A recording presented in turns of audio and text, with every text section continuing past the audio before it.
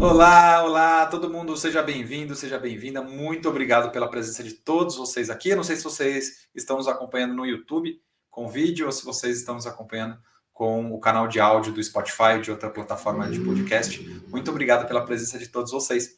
E nesse podcast eu trago mais uma vez uma convidada muito especial. A gente vem tentando trazer convidadas, pessoas de RH ou pessoas da alta liderança, de alta gestão das companhias e mudando também o tipo de negócio, o tipo de indústria, né? Então hoje a gente tem aqui a Ângela. A Ângela trabalha no setor de saúde. Eu acho que esse setor a gente ainda não tinha colocado aqui para vocês e eu quero ver um pouquinho da perspectiva dela, dos desafios do negócio, dos desafios da cadeira que ela tem hoje. A gente vai ouvir um pouquinho sobre ela e dos desafios da liderança da área de saúde, né? Então, Ângela, seja super bem-vinda. Muito obrigado aqui pela sua presença. Constable, eu que agradeço o convite, é uma honra estar aqui com você, compartilhar um pouquinho da nossa vivência, trazer, né, esse cenário da saúde que pós-pandemia ficou muito mais evidente, né, inclusive para as pessoas que lá trabalham. Até então se achava que o segmento era tão, né, fracionado, e eu acho que a pandemia trouxe essa amplitude, né, do que eu tenho lá um organismo vivo, com desafios, né, e com pessoas que vivenciam muito do que as multinacionais, do que os outros segmentos vivem também. Que É um legal. prazer estar aqui com você.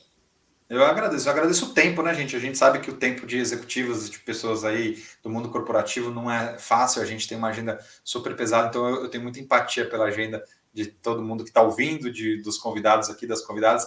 Muito obrigado pela sua presença. E aí, Ângela, eu acho engraçado porque eu tenho colocado aqui alguns convidados que eu já trabalhei, né? Já entreguei alguma coisa junto com eles, mas não sei quando que o pessoal está aqui ouvindo ou assistindo a gente. A gente está gravando no final de outubro, mas a gente tem um evento nosso, meu e seu aí, do seu time, na semana que vem, né? A gente ainda não trabalhou junto. Como foi que a gente se conheceu, menina? Conta um pouquinho. Mas foi referência, Constable, sabe? Essa coisa do network, ele é muito forte, né? Até para essa questão dos parceiros. Hoje eu sou aluna do Einstein, do módulo de gestão de pessoas, e eu tenho a CEO da organização, que ela faz um módulo de gestão de saúde pública, que teve uma aula tua, né? E você, nessa ocasião, falou muito dos desafios da primeira gestão, e eu tenho um grupo de gestores que estão vivenciando a primeira gestão, e ela, assim, no meio da aula me escreveu, falou assim, Ângela, eu achei a pessoa que vai poder nos ajudar. E depois a gente marcou uma reunião e rolou aquela empatia, a gente falou um pouquinho das nossas dores, e a gente está aqui já com o evento agendado e com uma expectativa assim boa, né, de que a gente consiga aí fazer muita coisa junto. Mas eu Que pesquisei legal. também, viu, Constable, um pouquinho assim que você já tinha feito, e eu acho que rolou aquele match que todo mundo fala, e tenho certeza que você vai agregar muito aqui para gente.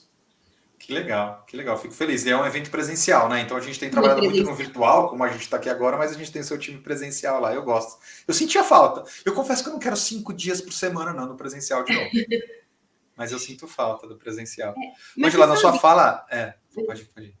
Que as pessoas teve um momento, acho que elas vivenciaram tanto os desafios, né, do desenvolvimento à distância, que hoje eles pedem o presencial. Então foi um pedido deles para que fosse dessa forma.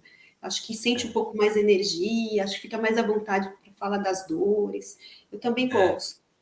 A gente tem esse desafio da capilaridade, né? De custo de viagem. A gente aprendeu a trabalhar um pouco no virtual. A gente tem grandes companhias aqui que não vão voltar para o presencial. A gente aprendeu a trabalhar no híbrido. Mas eu confesso que eu sinto um pouquinho de falta. E eu entendo que eles também, no dia a dia deles, precisam sair da operação. Porque acho que de várias indústrias, mas na área da saúde, cara, não adianta a gente fazer treinamento ali na salinha do canto, dentro do hospital. Não vai rolar, né?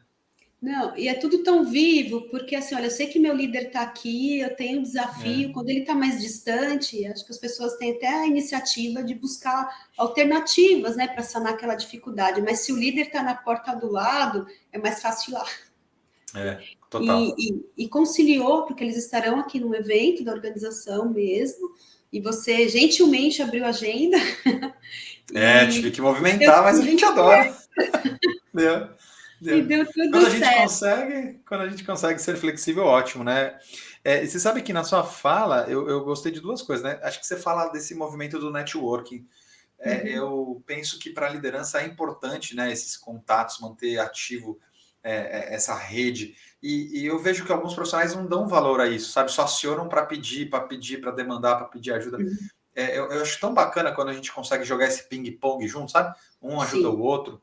Acho que essa rede é importante, né? Eu acho rico, Constable. Eu acho que ela encurta também, sabe, alguns caminhos. Ao invés de eu buscar, sabe, assim, olha, na literatura, olha, eu preciso de um consultor que me auxilie com o desafio da primeira gestão, e aí você tem uma pessoa que já vivenciou e já conhece, e já nessa vivência, né, percebe se a pessoa está alinhada com, sabe, assim, com os valores da organização, sabe? Isso é muito bacana, porque encurta, né? Mas eu acho que Encurta. essa rede de auxílio, ela é muito rica, né? E é bom para a pessoa, né? Para o auxiliado, né? Que assim abre aí as portas para que você conheça outras pessoas, outro segmento, mas para a organização também, né? Tudo muito mais rápido, tudo mais simples. Eu gosto muito. Nossa curva de fechar o processo ali, o projeto é mais rápido. E é muito. O tempo é escasso, né? A gente Sim, precisa acelerar mesmo algumas coisas.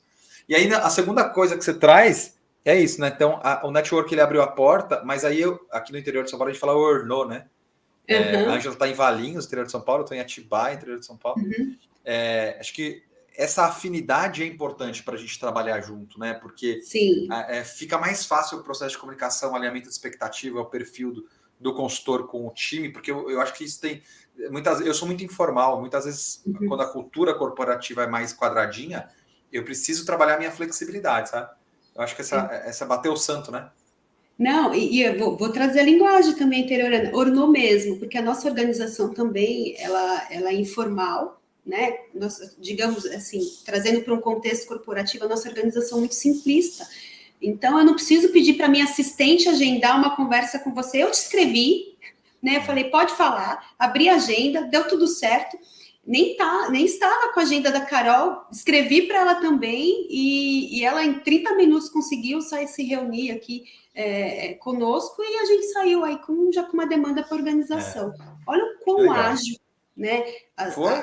A falta, né, de ter aquela formalidade assim, cotidiana. Olha, a minha assistente te telefona, agenda uma reunião e marca uma hora da minha agenda. Olha quanto tempo a Bater gente. 3 agendas? Nossa. Não, a minha, a sua e a da Carol. E deu tudo É. certo. Pois é. E, E aí você estava falando da Carol, eu tive o privilégio então de dar aula no Einstein. Nossa, dar aula no MBA do Einstein para mim foi um grande privilégio. Acho que é a terceira vez que a gente consegue ter esse convite, né? E eu queria dar aula também no seu curso, que você está lá também, né? Então, eu acho que a Carol está em gestão pública de saúde, né? Que é gestão o que eu pública, atuo eu estou lá. em gestão de saúde. E é muito legal, porque num grupo de. A minha turma são 45 pessoas, dos 45, 43 são médicos. Então, sou eu, Uau. que são executiva da RH, e um outro colega que de formação ele é físico, né? Não somos Eita. da área médica. E foi muito bacana, né? Porque quando a gente fez a entrevista de ingresso, e o Einstein faz questão de ter um processo Aham. rigoroso mesmo, né? Eu acho que para os alunos, acredito que também para os professores ou os consultores que ali estão, É. né, compartilhando, deve ser o mesmo nível. E aí, quando ele perguntou assim, como que você vai estar numa sala em que 98% do teu público é médico, você não é médica, então, naturalmente, né, tem uma linguagem mais técnica.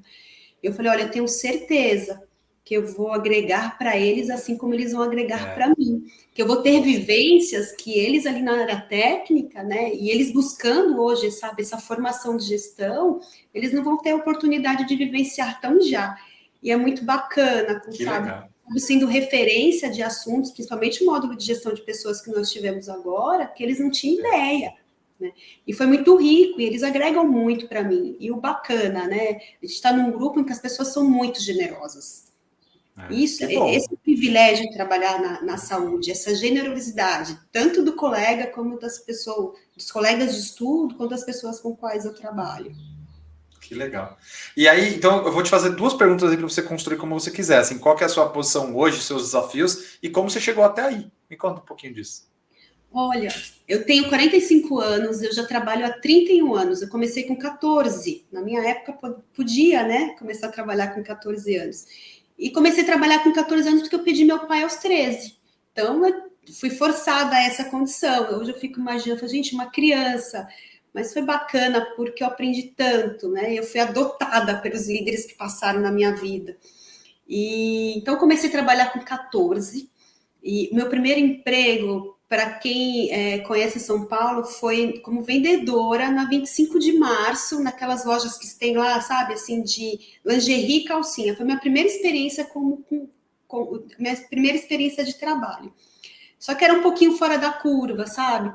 Então eu estava ali, né, ralando para ajudar a família.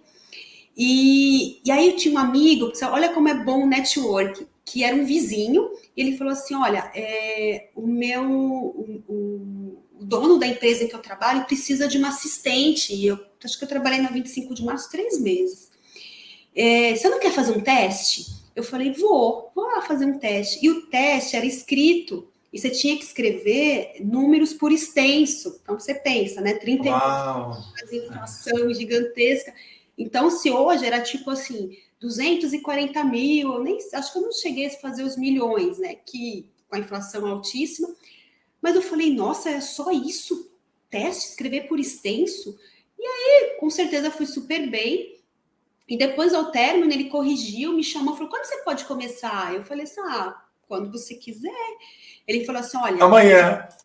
Entrevistei 20 meninas aqui, você foi a única que acertou toda a escrita por extenso, porque as pessoas não sabiam escrever os números por extenso. E fui para lá. E aí eu fiquei um tempinho com eles, acho que eu tinha aqui, estava perto de fazer 15, e a esposa de um deles trabalhava na HP.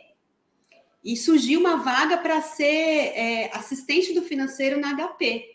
Ele falou assim, a gente gosta muito de você, a gente acha que você tem um potencial incrível e eu gostaria de te indicar para essa vaga. Eu falei, poxa, será que ele não gosta de mim? Não entendia. Vai me mandar embora, me promover para fora. Tá me tirando daqui. E aí eu fui trabalhar na HP, trabalhei na HP uns 8 anos, depois eu recebi um convite para trabalhar na Vivo. Depois, na Vivo, eu recebi um convite para trabalhar na Eletropaulo, essa Eletropaulo, que foi quando começou a minha carreira assim, no RH, que eu estava terminando a formação. E a minha formação é pedagogia, eu sou pedagoga de formação, eu queria estar em sala de aula, eu gostava de gente, gostava desse contato. Só que na época que eu estava concluindo o curso, começou aquele movimento da educação corporativa, e eu estava assim, poxa, eu vou trabalhar em escola, onde eu vou trabalhar? E aí eu fiz uma especialização em RH, porque já tinha esse movimento das pessoas absorverem, né, os profissionais que estavam ali concluindo a pedagogia para trabalhar nessas frentes. Aí eu fiz gestão de RH, depois eu fui fazer pedagogia empresarial e começou a minha carreira aí. Aí fui trabalhar com treinamento. Comecei a trabalhar com treinamento na legal. E aí, quando você trabalha numa empresa muito grande, você abre a porta com treinamento, você vive, né, os outros sistemas de RH. E aí, acabei vivenciando um pouquinho de DP, vivenciando um pouquinho, né, de formação e capacitação de líderes, participava dos eventos. Foi lá, inclusive, que eu conheci a Carol, que ela trabalhou nessa mesma empresa. Olha o network de novo aí, né? Mas a Carol não trabalhou comigo, era uma empresa muito grande, 8 mil colaboradores. Ela trabalhou com meu marido, mas me convidou para organizar um evento de formação de líderes para ela, isso há 20 anos atrás. Depois ela saiu da empresa, né? E aí ela constituiu uma organização social há 11 anos atrás, e um dia ela me chamou para almoçar, né? E falou assim, queria almoçar com você, e a gente acabou, sabe, fazendo, né, criando aí um elo de amizade. E aí, quando ela me chamou para almoçar, ela falou assim, Ângela, eu gostaria de fazer um convite. Vou iniciar aqui uma organização social, me explicou, a organização social, né, dela administra hospitais públicos, então é uma empresa privada que faz a gestão dos hospitais, e eu gostaria de fazer um convite para você vir dirigir o RH para mim. Eu falei, poxa, Carol, muito obrigada, né? Fico muito feliz com o seu convite, mas eu tô grávida. Então, eu tinha descoberto, assim, há uma semana que eu estava grávida. Era do primeiro? Você tem 2, né? Tem 2 meninas você tem? 2 meninas. Era a primeira gravidez? Era a primeira, né? A primeira eu acabei até perdendo depois e eu tenho uma filha de 9. Então, depois de um ano, eu fiquei grávida de novo. Aí a Carol falou assim, pode vir grávida mesmo? E pediu para que eu ingressasse, assumisse uma... E não é comum, né? Não, é isso acontecer. Mas tamanha confiança. E para mim, constável, que estava numa multinacional, sabe, assim, com carreira direcionada, né, já respeitada, com tudo mais, né, edificado, sair para se aventurar numa organização social. Mas eu fui, porque eu já estava na minha zona de conforto, né? E eu nunca tinha trabalhado no segmento da saúde. Então, você vê, olha, trabalhei, vou colocar de alguma forma, mesmo que um período muito curto, né, no varejo, né?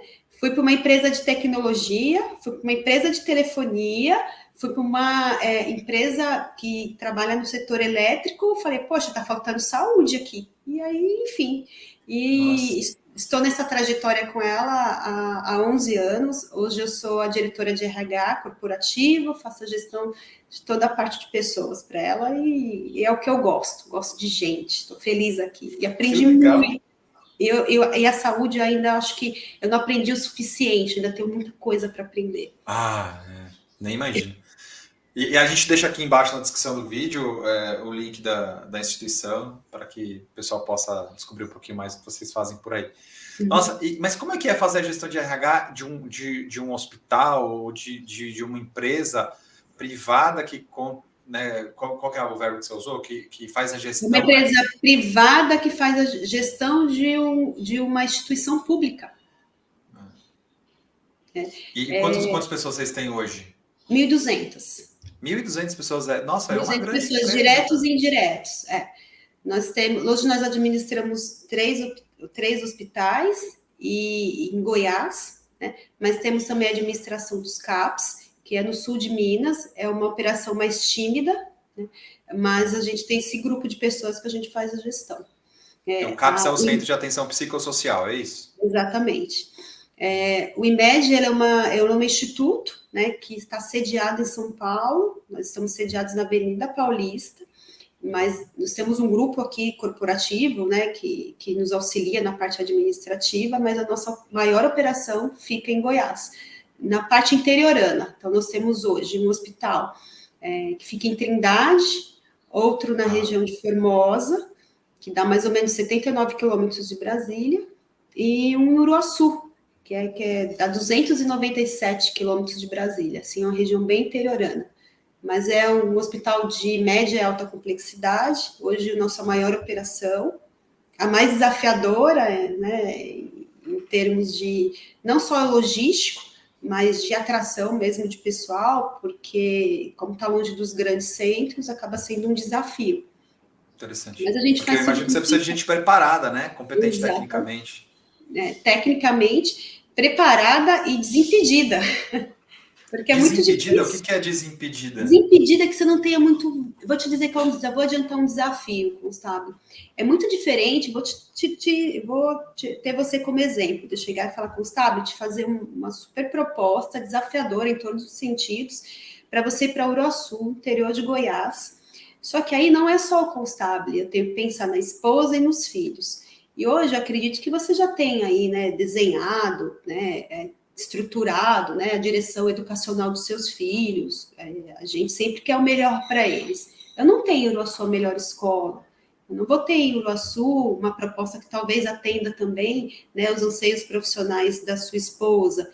Então é muito diferente eu levar bons profissionais, né, desimpedidos para uma estrutura como essa, porque não é só ele, né, tem toda uma estrutura por trás de família, tem todo um suporte que os grandes centros proporcionam, que lá eu não tenho. Entendo. Então, os desimpedidos é mais fácil. Ângela, essa questão desse desafio, ele é mais para a alta liderança do hospital ou você encontra em todas as posições? Ou outras posições têm outros desafios? E não, em todas as posições. Até porque eu vou te dar um exemplo da área assistencial. Um hospital que eu tenho cerca de 250 técnicos e enfermeiros. Eu não tenho 250 técnicos e enfermeiros em Uruaçu. Eu tenho que buscar no entorno. Eu não tenho esses profissionais lá, eu não tenho uma escola que tenha, sabe, assim, essa rotatividade de formação. Eu nem tenho todas as frentes de trabalho lá. Então, a gente até brinca que a gente importa, ou a gente vai buscar um pouquinho na cidade vizinha. Processo seletivo, Constável, além de a gente ter as redes, né, e aí você tem LinkedIn, enfim, para nós também é desafiador. A gente chegou a utilizar carro de som, a gente pediu espaço nos cultos da igreja. Como assim, menina? Para abrir uma operação. Nossa, inovação, cara, inovação no processo seletivo. Eu nunca tinha ouvido isso. Já viu isso? Olha, eu lembro, eu acho que nos grandes centros a gente não tem, mas esse interior até aparece, assim, não sei em Atibaia, mas aqui em Valinhos às vezes tem aqui ainda o carro do ovo. Tem, aqui Mas tem. Ovo, nessas áreas pamonha. interioranas é muito comum eles utilizarem ainda o carro do som. Por quê, né? A dona de casa ouve que conhece um sobrinho, ou que tem um primo, ou que tem uma irmã, e vai falar assim: olha, o hospital está Faz sentido. precisando de Ele enfermeiro, não está está em precisando de. casa, provavelmente ele está trabalhando lá na fábrica, no interior, ele não está ouvindo o carro de som, Exatamente. mas a mãe e E a na tia área estão ouvindo. rural, né? Em Goiás, você tem aí uma área rural, em Uruaçu eu tenho uma mineradora que concorre comigo, né, para esses cargos operacionais, que uma vez ele estando na mineradora ou no campo mesmo, ele não tem esse acesso. Então a gente conta muito com quem está em casa também, são os pais, os avós, os tios. Então o carro de som funciona lá, né? A igreja também funciona, porque a gente começou um hospital gigantesco, né? Um hospital que Do tem zero, né? do zero, do zero. Então, a gente teve que buscar e sair aí da nossa zona convencional de seleção para ter pessoas para que a gente consegue colocar de pé a operação. Então, é o que mais nos desafia. Nossa. A gente, acho que hoje, né, você falar para um grupo de pessoas que você faz, né, divulgação de vagas ainda num carro de som, as pessoas falam, como assim? Faço. Para quem está nos grandes centros, né? Para quem está nos grandes Eu confesso centros. que eu me surpreendi, mas Mas achei inovador. você vê, né, a inovação, é que eu falo, a inovação nada quer que uma nova ação, né? É uma nova ação de fato, né? Para uma demanda ali pontual que funcionou. E não tem nada a ver com tecnologia, né? Nada a ver Tem a com ver com fazer tecnologia, diferente. né? E barato, viu, viu? Bem barato. Imagino. Imagino. E, claro, não sei se a gente vai chegar no seu público lá, mas as vagas abertas a gente consegue olhar no LinkedIn? Onde que você publica ela? Consegue, a gente tem no LinkedIn também, a gente tem um grupo de hunt também que faz. Na página também do Instituto, que é o IMED, a gente também divulga as vagas, que também é uma obrigação nossa, né, por ser uma atividade, né, por ser um hospital público, né, mesmo tendo uma administração privada, todas as vagas que lá existem também são divulgadas no site. Legal, vamos deixar aqui embaixo os links para o pessoal acessar. Que bacana. Nossa, Angela, e que trajetória que você teve? Então, você teve boas escolas, né? Desde a 25 de março, que você aprendeu a lidar com gente, provavelmente.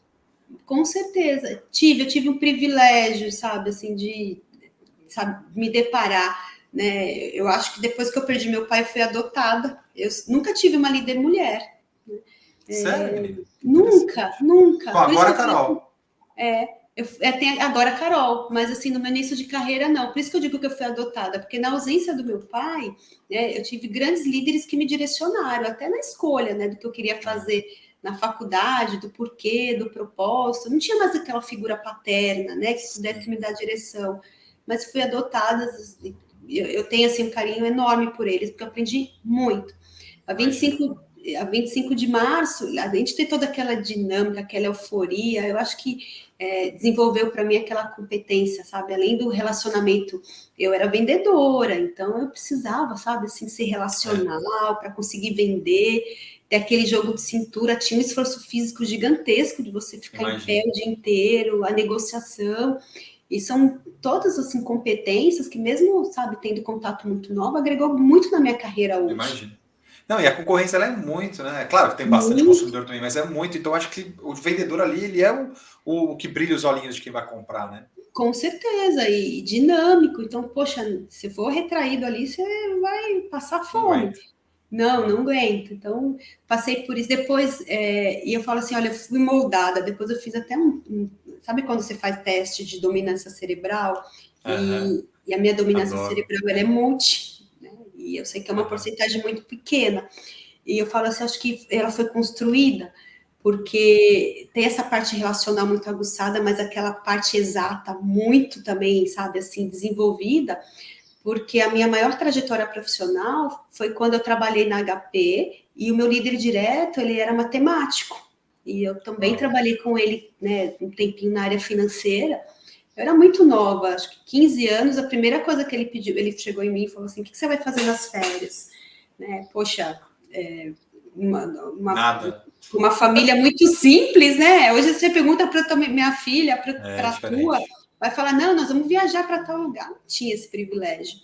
E eu falei, né, nada, e até estranho, por que ele está perguntando? Ele falou assim, você já tem uma atividade, você vai fazer o curso de matemática financeira com 15 anos, né, na HP 12C. Hoje eu dou aula da 12C. E eu falo, que bacana, eu falei, poxa, e aí nas minhas férias eu tive que estudar.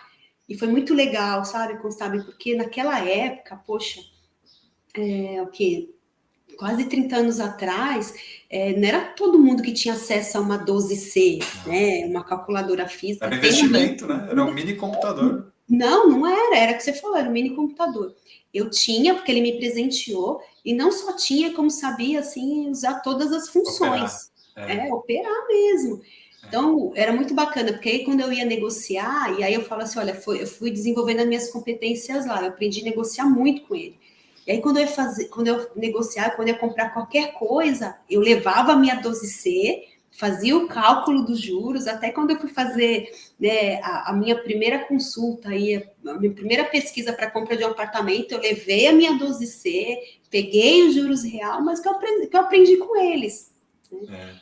E aí, depois a Eletropaulo, né, que foi onde eu comecei mesmo a minha carreira de RH, foi essa questão, todas essas competências que eu já tinha desenvolvido, né, muito jovem, na Eletropaulo eu pude exteriorizar. Então, numa empresa muito grande, né, a relação conta muito, né, a disciplina conta muito, aquela tua visão, né, humana, mas também exata, era um diferencial e eu tinha esse diferencial. Então, quando eu fazia lá um planejamento de capacitação, desenvolvimento, eu sabia estruturar, sabe, quanto isso custaria para a organização, quanto isso, né, retornaria para a organização, e acho que essas competências, esses comportamentos fez com que eu me diferenciasse e eu chegasse hoje na posição que estou. Não, eu acredito muito nisso, sabe, Angela, na nossa trajetória, nesse acúmulo de experiências. Então, hoje, a gente percebe que profissionais que se dão melhor nas posições de alta liderança de recursos humanos, ou das áreas de people, de pessoas, independente do nome, são esses profissionais que conseguem trazer o aspecto humano necessário para o mundo corporativo ser mais estável, mas também um aspecto de planejamento, de racionalidade e de conexão com a estratégia, porque não é só atendimento de gente, não é só amor e abraçar a árvore. A gente precisa fazer o negócio rodar. Essa é a sua verdadeira função. Eu acho que sua experiência te proporcionou isso. Né? Sim, e é legal porque como eu sou a única que tem vivência, sou a única executiva, sabe, de pessoas da minha sala, né, e tem essa troca muito rica, e quando a gente teve algumas aulas, a gente teve uma aula só de construção de competência. Então, a competência do gestora, enfim, tem aquelas, sabe, as de praxe, né? Comunicação, gestão de tempo. Eu falei, professora, tá faltando aí? Falou assim, olha, a pessoa ela precisa ter, ela tem que desenvolver o skill financeiro, ela precisa ter aí um desenvolvimento. Eu acho que é importante. Tá faltando, precisa. Hoje o líder que ele não consegue, sabe, organizar bem as finanças, não tivesse viés financeiro, ele também vai sofrer muito. E tem uma constable que eu gosto muito. Eu falei, além de todas essas competências, além de ter, sabe, um viés aí para desenvolvimento em matemática financeira ou gestão financeira para não financeiros, ele precisa ser legal. Né? Quantas vezes? Legal. Precisa ser legal. E um colega meu falou assim, Angela, qual que você acha que é a competência assim, que eu acho que necessária para um executivo? Né? Na mesa, acho que ele pensou que eu ia elencar todas essas que ele já costumou. Eu falei, ser legal. O dia que você for legal, sabe aquela pessoa, gente boa, que você vai lembrar dela? E porque atrelado a isso, tem as outras competências que contam muito. Mas não adianta nada você ter um executivo com know-how muito grande, com uma vivência técnica muito grande, mas ser aquela pessoa, sabe, ruim de relacionamento, aquela pessoa que você não tem acesso. Você vai lembrar, antes de mais nada, Constable, daquela pessoa, para ela, sabe aquela coisa que você falou assim, ó, ornou?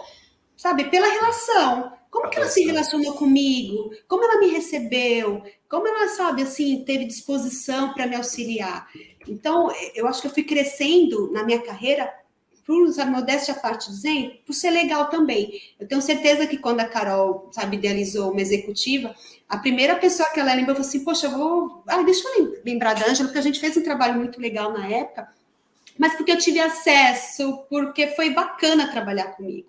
Então, sabe assim, eu acho que eu tenho até esboçado já um projeto. A gente precisa, antes de mais nada, ser legal também, ser acessível.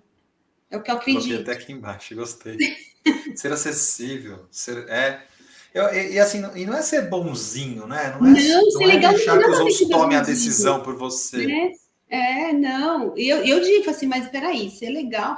Assim como eles acham que, né, o gestor de pessoas ou os RHs, assim, aquela pessoa extremamente boa, só humana, não olha para a empresa, só olha para a pessoa, não. Né? Dá para você, sabe, assim, ser esse profissional, cuidar das pessoas, sem ser tão permissivo, porque a gente não tem condição de permitir tudo. Eu não vou conseguir atender todos os desejos, né? E antes de mais nada, eu preciso ser leal também com a organização que eu represento.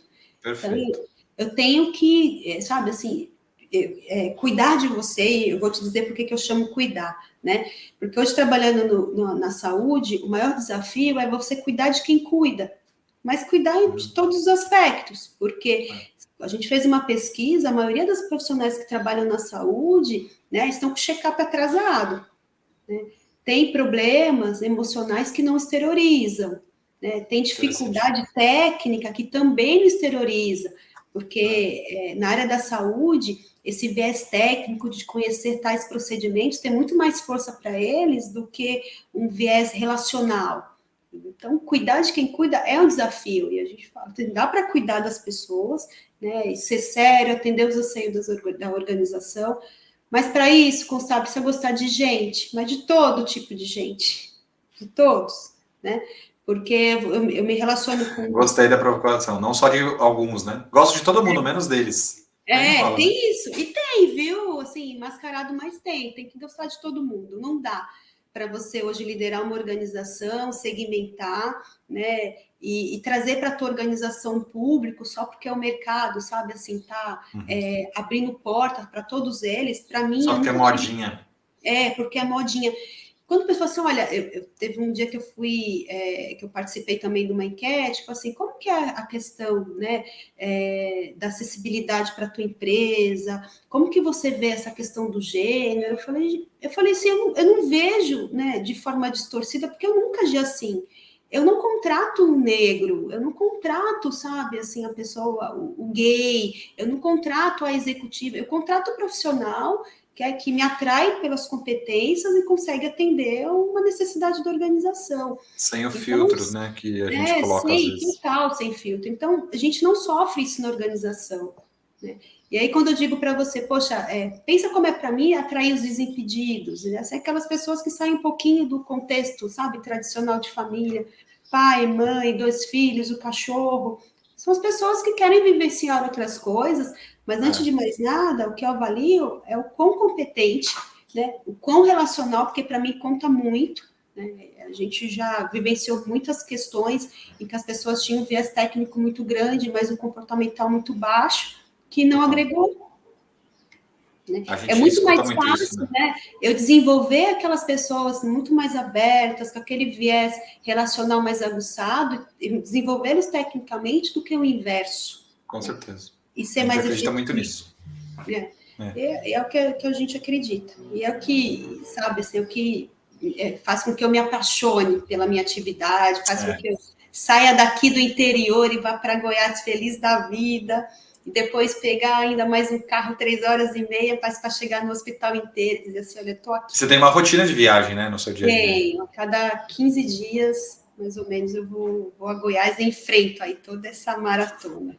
Feliz. Mas então eu entendo às vezes o desafio, né, até familiar e logístico, de você se deslocar, mas, putz, você tem que estar lá, né, meu? Você tem para cuidar de quem cuida, né? E precisam de mim. E hoje, falo assim, poxa, qual que é o seu papel? Eu falei, eu exerço tantos, porque eu sou filha, eu sou irmã, eu sou esposa, eu sou mãe, né? Eu sou a executiva de RH. São todos esses papéis que eu desenvolvo. Hoje sou aluna de novo e eu amo estudar, Mas é isso que faz com que eu me complete, né? Eu não estou aqui assim à toa, eu tenho um propósito, né? Se eu tenho todas essas atribuições é porque eu consigo, né? E consigo fazer bem. E aí, quando você vai lá, como que funciona o time de liderança do hospital? Porque você falou 1.200 pessoas, é bastante gente. Você falou que também tem pouca gente no back-office. Quantas pessoas fazem parte de um grupo que fazem a gestão lá do dia a dia? Eles são segmentados, né, por áreas. Eu tenho aqui em São Paulo um back-office de mais ou menos 17 pessoas que faz todo o trâmite financeiro, né, e o trâmite administrativo, mas em cada hospital eu tenho equipes. Então, lá eu tenho um gerente, né, eu tenho um coordenador, tenho os analistas, então eu tenho um time que me representa, tem um time que dissemina todos os cuidados que a gente estipula, né, todos os cuidados que a gente planejou. Os embaixadores da cultura, também os embaixadores do processo técnico. Sim. Eu faço uma gestão mais à distância, tenho presencial a cada 15 dias, mas eu tenho um time lá que me representa, que faz muito bem. E eles são médicos, eles são enfermeiros, eles são administrativos? Como que funciona esse time de gestão? Hoje eu tenho um grupo, né, ainda tímido de médicos, mas eu acredito que não é só uma particularidade nossa, mas eu tenho um grupo de diretores técnicos que são médicos e estão mais inseridos no processo de gestão, nos auxiliar na tomada de decisão, porque eles têm uma vivência técnica muito boa. Mas eu tenho todos os segmentos, como sabe? Depois eu tenho os administrativos, que, olha, não foi combinado, mas todos os meus administrativos, diretores administrativos, são enfermeiros. Então, hoje eu tenho 4, né? 4 administrativos, que são enfermeiros, e eu tenho 3 que são médicos. Aí eu tenho pessoas da área financeira, né? Eu tenho pessoas de todos os segmentos. Tem os psicólogos que auxiliam no RH, tem o pessoal de assistência social, tenho todos os segmentos dos hospitais, é uma parte grande. E aí você trouxe que um dos desafios do RH do negócio é levar a gente para lá, preencher as vagas. E o desafio desse time de liderança lá no dia a dia, assim? O que é o mais difícil para eles? Eu acho que não é só meu, não, mas acho que o segmento da saúde. E eu até peguei um gancho, acho que eu devo ter lido um trecho também no teu livro, que é eles olharem para o que eles têm de competência, qual que é o bom, o que eles me entregam de bom, porque quando você vai para a área da saúde, as pessoas ficam muito mais focadas no gap, né? O que está faltando, né? Então, o que eu tento fazer? Aculturá-los para que eles identifiquem o quanto antes o que aquelas pessoas têm de bom, para que eu potencialize o bom e que eu consiga identificar o que precisa ser preenchido para fazendo isso de forma gradual. Porque se eu já chegar com um turbilhão de coisas, com uma trilha gigantesca, sabe, descarregando em cima desse profissional, eu não vou ter o resultado que eu preciso.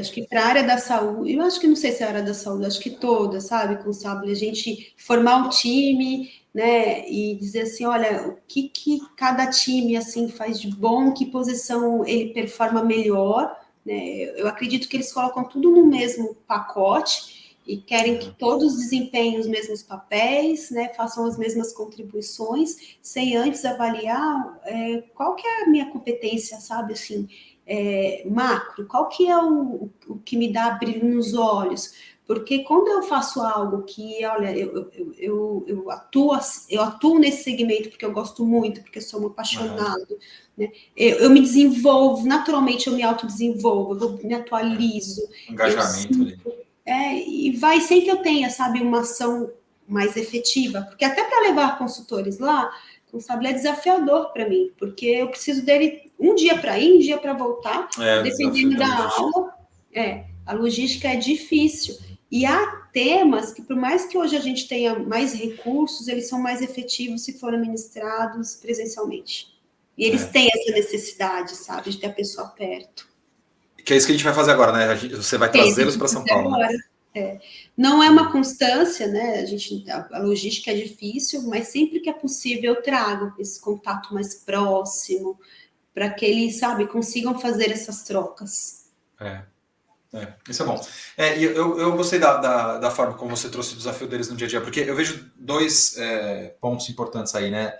Do ponto de vista da liderança, a gente precisa ter proximidade com o nosso time, não só para tentar identificar o propósito da pessoinha com a atividade que ela vai executar, mas também nas habilidades que a gente já tem desenvolvida ou no potencial que a gente tem para outras habilidades para ocupar aquela posição, né? É difícil, às vezes, líderes de primeira gestão entender isso, que às vezes as pessoas só estão mal posicionadas no tabuleiro, sabe? Sim. Às vezes trocar de posição, né? A gente pode levar para as artes ou para o esporte. No mundo corporativo, às vezes você troca a pessoa de posição, ela começa a ter um pouco mais de entendimento do papel, compreende o propósito, conecta com os valores pessoais. Eu gosto desse seu ponto de desafio de olhar o copo meio cheio, sabe? Muitas vezes o pessoal só olha para os gaps. Sim. E eu acho fantástico, eu acho que é bem assertivo. É o que eu tento, sabe, desenvolver. Inserir ainda mais na cultura, porque ele traz um resultado no curto prazo muito maior. Eu penso. E aí você citou o livro, né? Para quem ainda não viu, né? A gente tem aqui os desafios da primeira gestão. Aqui embaixo você também tem o link do curso e da própria mentoria, né? Que eu acho que a mentoria é a coisa que eu mais gosto de fazer hoje aqui, Angela. E o livro ele dá muita base para a gente perceber que acho que o primeiro passo é o entendimento do papel da liderança. E aí eu gosto de metáforas, eu gosto muito de analogias. E eu conto muito uma história de que o papel da liderança é como pedalar uma bicicleta, né? Então a gente não pode parar de pedalar. Não. Porque se para de pedalar, a bicicleta cai, né? Sim. Então é uma constante o nosso trabalho. Há um desequilíbrio. E ele sente essa falta, né? Eu gostei bastante, né? Ainda mais quando você traz o desafio da primeira gestão, você fala assim, olha, desapega, que eu acho que desapegar, né? Deixa eu soltar um pouquinho, né? Delega e desenvolve, que eu acho, poxa, acho que é o básico. Mas, eu acho que é o básico, o arroz com feijão, mas sabe aquela história que o arroz com feijão tem que ser bem feito? Sim. Senão a comida não fica gostosa. Assim, você tem, sei lá, um acompanhamento ali bem gostoso. O arroz não tem gosto de nada. Né? Tem que ter tempero. E aí, quando eu digo, sabe, Constável, que o líder precisa ser legal, né? Tem tudo isso, mas deixa ser legal, que eu acho que assim, quando eu trago essa questão de ser legal, é a relação mesmo, né? Eu preciso, sabe, assim, aberta, né? Ser aberta, né? Ter essa empatia, né? Eles precisam acreditar, né? na minha boa intenção, de fato, para que eu tenha esse tempero, para que eu tenha esse gostinho a mais, sabe? Para que ele se desenvolva. Para que eu, de fato, tenha como propósito essa construção, essa direção de carreira. Eu busco ser, para as pessoas que interagem comigo, né, exercer a mesma generosidade do que os líderes que eu tive interação tiveram devolver, comigo. Né? Devolver mesmo, acho que a palavra é essa, devolver a generosidade que os meus líderes tiveram, né, quando me formaram. Eu gosto disso. Eu também lembro. Eu tenho até um artigo publicado aqui, Angela, depois eu até mando o link para você. Eu chamei de Já Tive Líderes. Porque eu tive líderes que me marcaram. Acho que todos os líderes me marcaram em maior ou menor grau, mas quando você pergunta assim, sei lá, na sua trajetória, né, nomeia aí alguns que te marcaram, eu acho que eu penso em 3 deles, assim. E um deles eu tenho muita clareza de que ele me ensinou a como não tratar o ser humano. Eu também tive essa experiência, Constável. Acho que a maioria já teve. Eu já tive, foi bem ruim. Mas vou te dizer, eu costumo ter um olhar, assim, sabe, positivo para as coisas, porque eu tive um líder muito difícil, muito. Pessoa de difícil trato. Mas hoje, quando eu me deparo ainda, e olha, pasme, a gente ainda tem essas pessoas no mercado. Pois é. Eu tiro de letra. Tanto é que, assim, quando eu tenho que alguém mais difícil e fala assim, olha, precisa falar com essa pessoa, eu vou. Você se prontifica, interessante. Porque eu aprendi muito. Não é todo mundo. Né?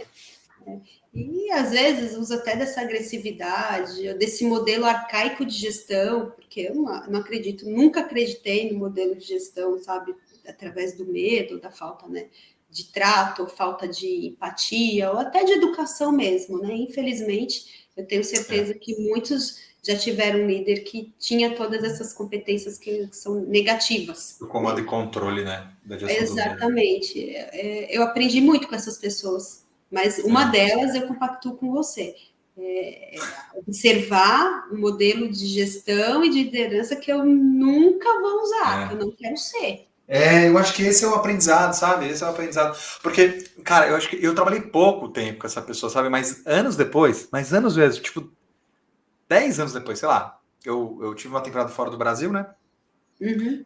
Aí eu voltei e um dia eu tava andando perto da Avenida Paulista querendo jogar meu celular no chão, porque o celular não funciona lá, é Não absurdo isso, funciona. né? O sinal tava ruim assim, eu tava indo para uma reunião e eu queria falar com a pessoa, eu não lembro se eu tava atrasado, se estava adiantado, sei lá, eu queria falar com a pessoa que tava indo encontrar, o celular não funcionava direito, de repente, Angela, ali na Alameda Santos, eu vejo esse cara vindo. 10 anos depois, eu maduro, consultor, né? Angela, comecei a ter uns trimelique, comecei a sentir uns calafrios assim. A pessoa veio, me abraçou. Ai, que saudade, quanto tempo, passa lá no escritório. Cara, eu acho que eu falei 2 palavras, eu não me lembro. E eu peguei o metrô e fui embora para casa. Eu cancelei a reunião. Porque era uma energia tão negativa, me trouxe lembranças tão ruins. Mas eu tenho claro, e talvez hoje eu teria o mesmo sentimento em relação a essa pessoa, mas eu tenho hoje mais clareza do que eu aprendi. Com ela. Você E não é trauma, não, tá? Não é trauma, não é traumático na minha vida, mas eu aprendi. Olha, eu lidei, eu já tive, né? Infelizmente, convivi com pessoas assim, e depois, né, até na condição de executiva, né? Eu tinha pares que era assim, que eu tinha acesso, que eu tinha a condição de dar o feedback, né? E dizer assim: olha, não faça isso não é legal. Mas sabe que a maioria das pessoas não percebe o mal que elas fazem para outra? Né? Elas acham aquilo normal, tá com aquele modelo arcaico. Na escola que ela veio, né? Não teve a sorte de ter os líderes que a gente teve. Ou muitas vezes o que eles têm, né, é uma observação do avô, que também era um líder, ou do pai, que tinha aquele modelo lá atrás, que era o chefe, e que tinha aquele modelo mais duro, que as pessoas eram mais submissas, e que às vezes nem percebe o mal que elas estão fazendo para as outras. E eu digo que você falou assim, não é trauma, porque hoje, sabe, você é mais maduro, resolvido, com certeza não é trauma, mas com certeza você, poxa, será que eu não percebe que não foi legal lá atrás e que eu não vou passar? Às vezes não percebe. E não percebe. E que eu não quero almoçar com ele, né? Que eu não vou lá. Então, ele não percebe.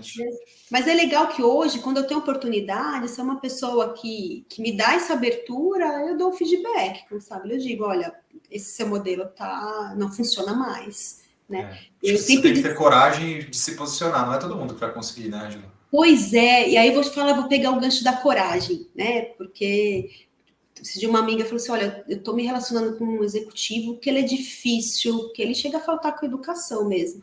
Como eu lido com ele? Eu falei: você tem que ter coragem. Porque se você coloca numa condição, sabe, assim, inferior, ela vai fazer mais. Então tem que ter coragem mesmo. E eu sou, sabe, eu acredito na segurança psicológica, né? Eu acredito que você tem que ter seguro, que a organização tem que dar essa condição, mas tem a tua parte, sabe, Constável? Não tem aquela teoria de um terço, que um terço sou eu, um terço o outro terço é o meio. Então, deixa o meu terço da coragem aqui ser aguçado, sabe? Assim, deixa que eu me posicione. Porque, independente da tua condição, fala, poxa, é difícil falar isso quando você está com 3 filhos em casa, um monte de boleto para pagar e você ter essa coragem. Mas você precisa criar condição para que um dia você tenha essa possibilidade. Porque eu não sou uma disseminadora que fala assim, olha, chuta o pau na barraca, seja... Não. Pois é. Eu gosto dessa sua fala, porque assim, ó, quando isso acontece muito na mentoria, tá? Em geral, as pessoas elas trazem alguma situação querendo que a gente dê alguma solução em forma de ação, né? Sim. Vá lá e faça isso, vá lá e fale isso, peça a demissão, procure, atualize o LinkedIn. Cara, eu não posso dar orientação de ação. Em geral, Não. eu dou ação de competência, né? Eu Sim. indico. Então, por exemplo, coragem para mim é uma competência. Inclusive, eu tenho uma aula gravada na Sustentar Escola de Negócios que se chama Sustentar Coragem. Uhum. E a abertura da MBA de gestão de pessoas lá se chama Coragem. Porque a coragem ela tem a ver com se posicionar, Sim, com tentar exatamente. coisa nova, né? Com levantar a mão e não permitir harmonia artificial. Isso tudo não tem a ver com ação. Não, não é Ou melhor, tem a ver com embate, várias né? ações. Não é embate. Não é embate. E é isso que eu dissemino. Então, cria uma condição segura, se não for nessa organização, mas numa outra, fortaleça as suas competências, as suas forças, para que em uma outra você tenha condição de se posicionar, já que essa não te permite.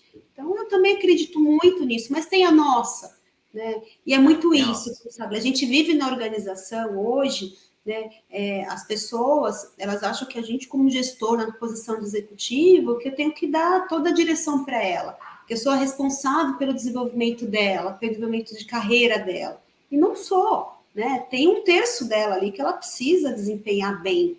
Né? O que a gente faz na organização é abrir as oportunidades, mas o restante é papel do outro. Eu Né? gosto disso, é abrir as oportunidades. Interessante.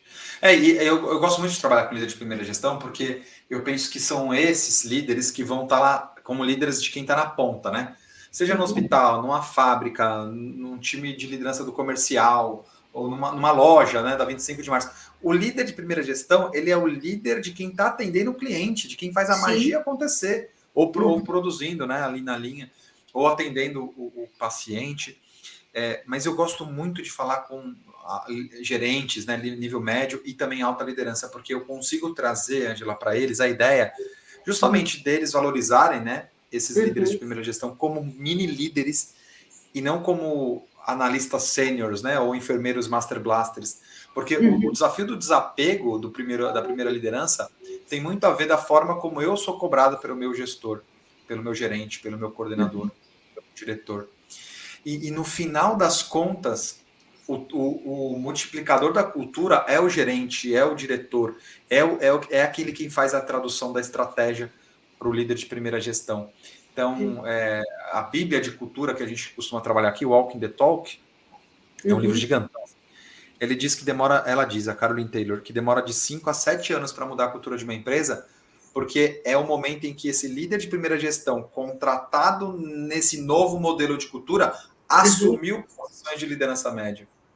E aí ele consegue ditar as regras do jogo, definir as regras e funcionamento da empresa. Não, e você sabe, Gonçalo, porque eu observo, né, nos laboratórios, que nesse líder de primeira gestão, ainda mais quando há um processo de transição, né, do cargo de analista para a liderança, que muitas vezes ele vai lá e executa porque ele tem medo, né, de não sair a contento e ele ser exposto. Então ele vai lá e prefere fazer.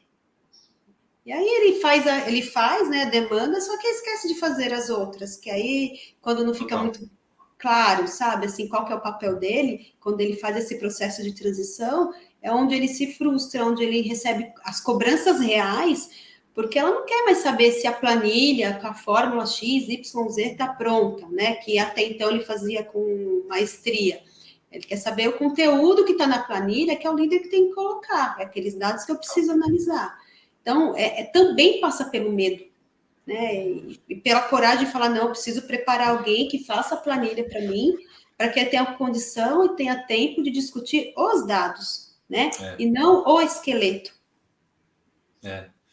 Eu adoro. Só fala, pegando o seu gancho, aqui embaixo a gente tem o link do curso Primeira Liderança e a gente também tem um curso rapidinho que eu chamo de 5 metáforas da liderança, onde eu explico o papel da liderança, o desafio desses 3Ds, que é o desapega, delega e desenvolve, por meio de 5 metáforas super tranquila de entender, super mastigadinha para aquele líder de primeira gestão, mas também para líderes de gestão média e alta liderança, entender qual é o papel de cada level de liderança. 5 metáforas da liderança, se você tiver interesse. Clica aqui embaixo também para quem está ouvindo a gente. Obrigado por ter levantado a bola, Angela. Que legal, gente.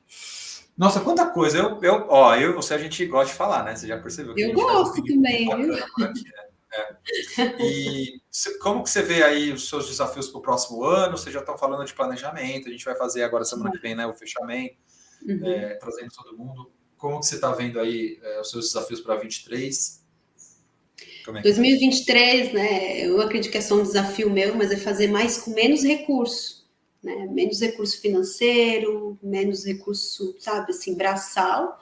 Para mim é mais desafiador, porque eu estou, né, nas áreas mais interiorana, mas ainda para mim, Constable, o meu desafio ainda para o próximo ano é cuidar um pouco mais das emoções das pessoas, porque a gente está nesse viés aí de estudo, mas a gente tem ainda, né, uma demanda emocional, eu acho que agravada, pode ter sido, sabe, assim, eu acho que não só vivenciada após pandemia, eu acho que as pessoas tiveram as suas emoções, né, desalinhadas por conta da pandemia. Eu acho que a pandemia ela só trouxe uma evidência, acho que as pessoas se mostraram mais. Mas no próximo ano, meu desafio de gestão das pessoas é fazer com que as pessoas sejam líderes delas mesmas, para que elas identifiquem aí o que elas precisam, né? A gente fala muito do cuidar, né? Mas que elas precisam se cuidar, mas se atentar, porque se eu não liderar a mim mesmo, eu não vou ter condição de liderar o outro. Então, o desafio organizacional é esse. Não, eu acho que já fica com mensagem, porque eu ia falar assim, e mensagem para os líderes que estão ouvindo a gente aqui, acho que você puxa daí uma mensagem? Pode puxar, eu só consigo cuidar do outro quando eu cuido de mim, né? Eu só consigo, eu acredito muito na liderança pelo exemplo, não que o líder está blindado, né, a ter algumas vivências que causam para ele algum desequilíbrio emocional, não é isso. Mas o líder ele precisa ficar atento quando você está em vias de ter esse desequilíbrio e pedir ajuda, porque o líder também precisa ser ajudado, né? Tudo bem o líder não saber de algumas coisas, tudo bem, né, ele precisar de auxílio de uma outra pessoa que tenha mais vivência com ele. Essa é a mensagem. Eu cuidar do outro, eu preciso cuidar de mim. Aí, outro dia alguém falou isso e falaram assim, ai, profundo. Eu falei, cara, não é nada profundo isso é meio básico, cara. É real. É real. E eu gosto, sabe, com sabe, de estar ali no meio. Por eu ter, sabe, iniciado no RH na área de treinamento, de capacitação, sempre que eu posso, eu vou lá e eu ministro a aula. E eu tive o privilégio de fazer isso semana passada por um grupo de 20 anos, assim, da área administrativa. Aí eu fui falar um pouquinho para eles de segurança psicológica, fui falar um pouquinho de carreira. E eu gosto de estar nesse meio, porque eles criam, sabe, uma visão, né? Eles fortalecem uma visão e que o líder é o super-homem, né? Ou a líder é a Mulher Maravilha. Falta colocar a capa e sair voando. E que eu sei tudo e que eu não preciso de nada, né? E eu falo, não, né? E eu começo falando, né? Todas as vezes que eu vou para a sala, né? Que eu não começo uma interação de capacitação dizendo que eu sou a diretora de RH ou a diretora de gestão. Eu falo, olha, eu sou a Ângela, mãe da Lorena, da Heloísa, casada com o Everton, que mora no interior, porque eu sou essa pessoa, né?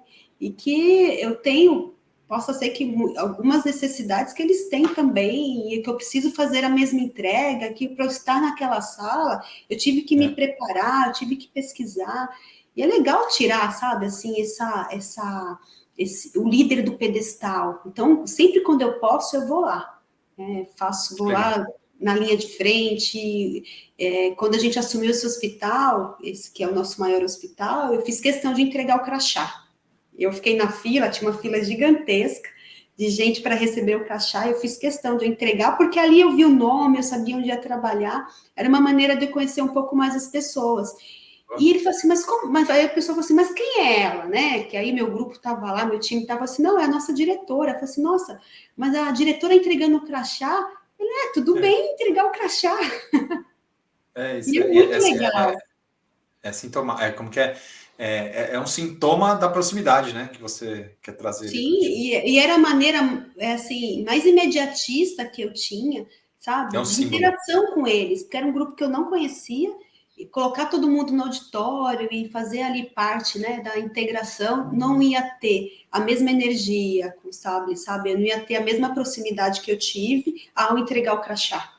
E eram muitos, viu? Acho que só no primeiro dia eu devo ter entregue uns 300. Nossa. Mas eu acho que é legal, eu gosto assim, dessas complexidades de muitos números, muita gente, né? Metas grandes, metas desafiadoras, porque eu acho que senão não tem muita graça aqui. A minha felicidade está ligado à minha produtividade. Uhum. E eu preciso ter coisa para fazer aí, coisas grandes é mais legal ainda. Ah, Angela, eu queria te convidar então para a semana que vem, já que a gente vai estar junto, para a gente fazer essa duplinha lá na frente, lá, viu? Vamos fazer Vamos lá, faço questão. Vai ser concorrido, né? Estaremos lá, um grupo gigante. Acho que um dia vai ser pouco, gosta disso também, vai ser ótimo. Mas é um grupo muito bacana. Vai ser muito bacana.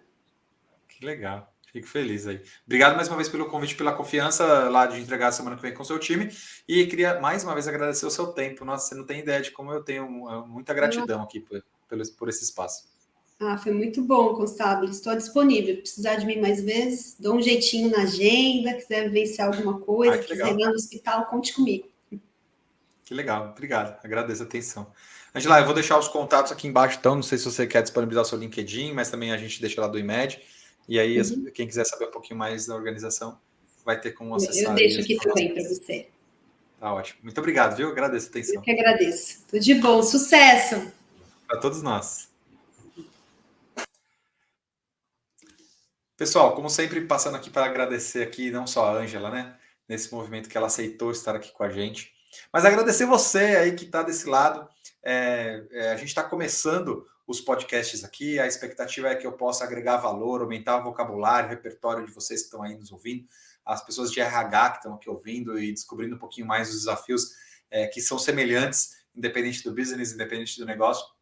Para você, líder, que está aí desse lado também, descobrindo um pouquinho mais de como as companhias fazem para lidar aí com os desafios de desenvolver novos líderes a cada dia, né? Aqui embaixo você consegue, então, acesso à minha página. Acho que o meu carro-chefe, a coisa que eu mais gosto de fazer hoje é a mentoria de liderança. A gente tem 2 grupos rodando, grupos de líderes de primeira gestão, que é aquele primeiro movimento de liderança que você assume, e líder de líderes também. A gente separa, porque a gente entende que um dos desafios são mais profundos, é como fazer gestão de líderes também, né? Então, um time de líderes separado de líderes de primeira gestão é a coisa que a gente mais gosta de fazer aqui hoje. Então, se você quer ficar um pouquinho mais próximo, acho que a mentoria é o caminho ideal para você. Além disso, a gente tem o livro, tem o curso também aqui na plataforma da Hotmart gravado, tá super bacaninha, aulas sempre gravadas aí para vocês também, de acordo com a demanda que vocês vão me trazendo aqui nos comentários, nas aulas que a gente vai aprendendo ao longo do caminho aqui do mundo corporativo. Muito obrigado pela presença de vocês. Deixe o seu recado aqui embaixo se você tiver alguma coisa para agregar para a gente vai adorar. Curta, compartilhe. Não sei se você está vendo isso aqui no YouTube, no Spotify, em outra plataforma. Se você puder compartilhar com o seu grupo, o seu network, como a gente falou tanto aqui, eu vou ficar super feliz. Muito obrigado, pessoal, e nos vemos na próxima.